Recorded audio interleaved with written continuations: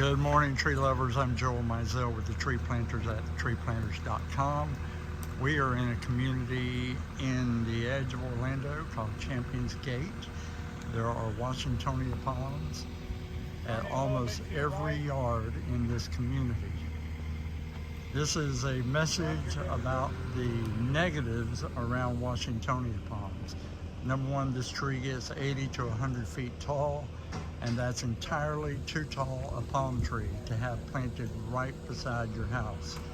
That's number one. Number two, they're susceptible to lightning strikes because they get taller than anything else, any other tree, any other obstacle, and they are prone to a disease.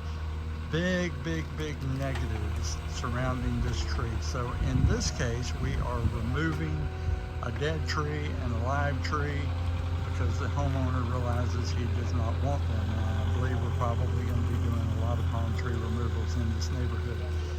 But if you have any kind of tree, especially a Washingtonia, please hear what I just said and take it all into consideration, because we can remove these and replace it with something else. That's what we're doing here.